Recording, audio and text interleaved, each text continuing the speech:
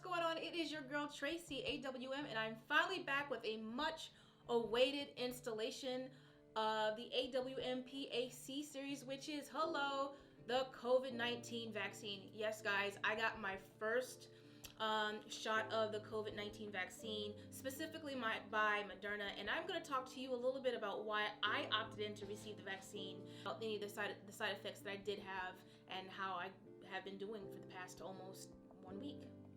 So if you guys are not already aware, I am a certified physician assistant. I have been in medicine as a PA since 2013, but my whole military career, I have been in medicine in some shape or form. My first 10 years of military service, I was a combat medic, had a 15-month tour to Iraq, and then shortly after getting back, I got into PA school and commissioned. So I've been in medicine for a minute. And so it's been really interesting to listen to the different perspectives and viewpoints on the coronavirus vaccine. But for me, my decision to get the COVID-19 vaccine was based on not just some professional factors, but some personal factors. You guys already know that, being in the military, you are required to get vaccines whether or not you have some hesitations or not. And so I decided that I was going to go ahead and opt in for the COVID-19 vaccine because at some point I was going to get mandated to take it. And I also had a personal obligation to protect my patient population, namely your friends and family and other loved ones that are also wearing the uniform. Additionally, I saw the devastation of the coronavirus. I lost a family member to COVID-19. I lost people that I went to high school with. People that I went to war with died alone in their homes due to this virus. So I also felt a personal obligation to receive this vaccine. So when I was told that it was available, I, without some hesitation, went ahead and raised my hand to receive it. Now, make no mistake, I had a lot of reservations that a lot of you do. Even with the information that I have, I still felt a little bit nervous about this vaccine. Yes, it's a very, very brand new vaccine, and people get really wrapped around about how quickly this vaccine was developed. But fact of the matter is, coronavirus has been around for a very long time. There have been several strains of coronavirus. So if you look at the back of your Lysol can, you'll even see that it protects against certain strains of coronavirus. So I understood that coronavirus was also very well researched, that there was a lot of data on it, and so it made sense, along with the advancements of medicine and science, that we would have this vaccine so quickly. It doesn't mean that I wasn't a little bit nervous about it, but I weighed the risks, the benefits, and my personal obligation to protect not only just my soldier population, but your friends, family, and loved ones, and went ahead and opted in for that vaccine. So I got my email at work saying that on the 29th of December, I would be receiving the coronavirus vaccine for a specific amount of time. I went ahead and filled out my screening questionnaire ahead of time so things could run smoothly. And I was actually really surprised. I thought that there were going to be a lot of people that did not want to take this vaccine. But let me tell you, when I got up to the 3rd floor of my hospital, I had to stand in a line that was wrapped around the hallway to get this vaccine. A great thing is that they had everything set up. You can scan your phone. It gives you you scan a barcode, and you were directed to the information data sheet about the Moderna vaccine.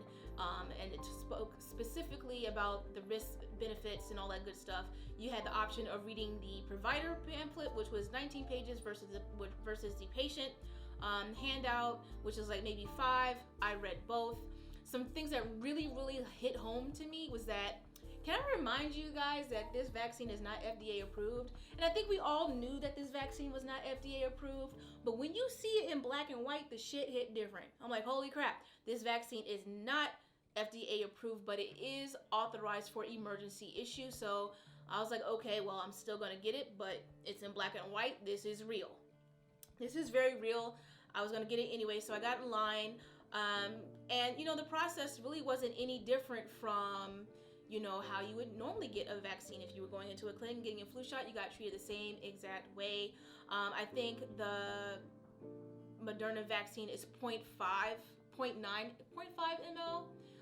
So still a very, very small amount, I took the shot, no issues. I had to sit in the sitting area for about 15 minutes. They actually made me put my phone on a timer to make sure I didn't have any type of reaction to the vaccine.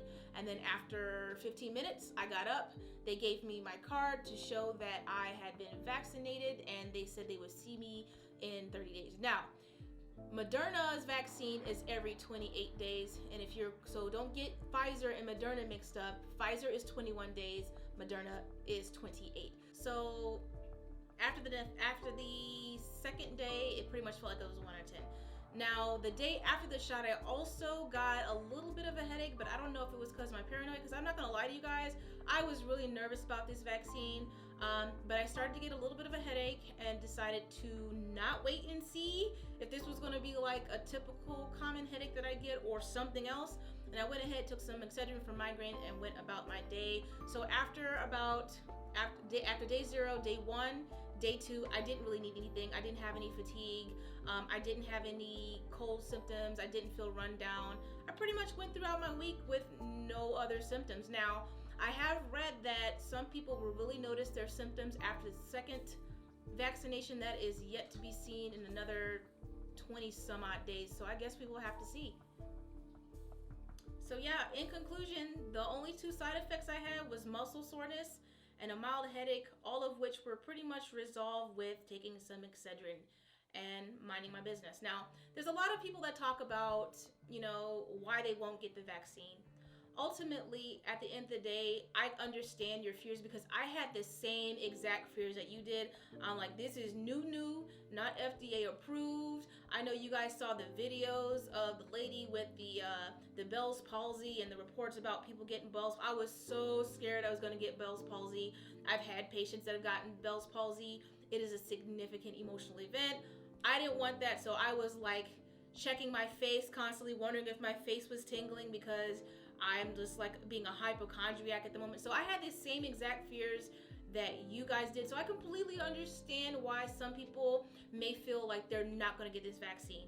So I'm going to talk to you a little bit about the vaccine and kind of dispel some common memes that I've seen circulating. Namely the question of, well, they don't have a cure for vaccine for cancer. They don't have a vaccine for HIV, but they got one for COVID. Okay, I'm not taking it. Is something wrong with it? So let's talk about that. First of all, there's no vaccine for HIV for a couple reasons. One of the reasons is because, did you guys forget what HIV stands for? It stands for Human Immunodeficiency Virus. The virus, HIV, works and it attacks your T cells, and so that you cannot ward off, an infection or an attack on your immune system. So how do you exactly expect them to make a vaccine for a virus that kills an immune system? I'm not quite sure. But another reason why we don't have an HIV vaccine is because this specific virus not only mutates quickly, but it also hides out in your cells. So HIV is a very, very difficult thing to make a vaccine for. But do understand that, HIV/AIDS research has made such amazing bounds that it's to the point where people on their medications, their viral load is damn near non-detectable, and states are now no longer requiring people to disclose their HIV status, and that is because of the advances of medicine. So let's go ahead and debunk the whole HIV theory. Okay, let's talk about a cure or vaccine for cancer. Of course, there's no vaccine for cancer because vaccines work to treat or prevent communicable diseases. Therefore, thus, cancer is not a communicable disease. It's not even a virus. It is a genetic mutation. So, of course, you're not going to be able to make a vaccine for a non-communicable disease that is made by a genetic defect.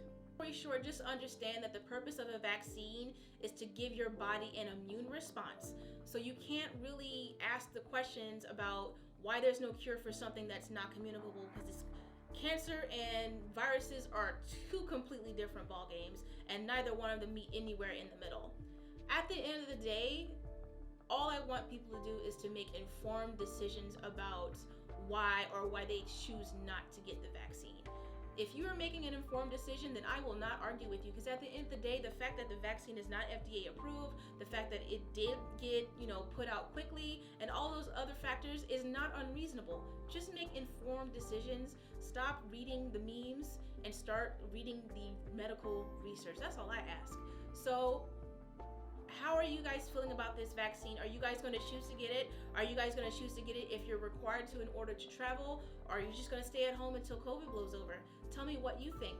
And if you guys have any feedback, if you got the vaccine, go ahead and comment below. Let everybody know how you're doing. Even if you had a good outcome or a bad outcome, let everybody know below. If you got the vaccine, specify as to whether or not you got the Moderna or the COVID when you speak on it. Share the real information and share the knowledge. I went ahead and dropped the links to the handouts from Moderna, the patient and the healthcare provider handouts for your perusal, and make informed decisions. You guys have a great day.